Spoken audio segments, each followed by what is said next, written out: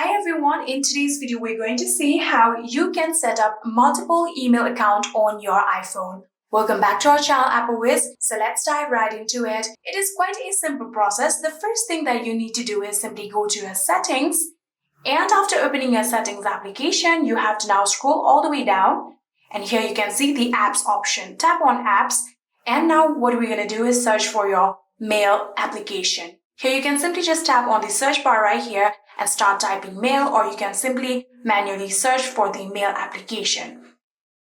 Here you can see under the AM option there is mail, so you can tap on mail, and after doing that here you can see mail accounts. So you can tap on this mail accounts just like this, and here you can see I already have this email on my iPhone and I want to add another account. So we're going to tap on add account. After tapping on add account, here you can get various options. So if you want to add a iCloud account, you can tap on it, or Microsoft Exchange account, you can tap on it. For now, I'm going to tap on Google since I'm going to add down my Google account.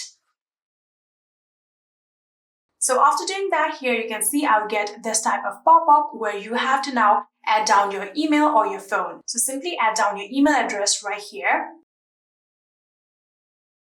So after adding down your email address, here you can see it says you're signing back into iOS because I have previously added this account to my iPhone. If you have not yet added this account to your iPhone, there will be an email verification. So all you need to do is simply open your email inbox and verify your email just like this, and you can tap on continue.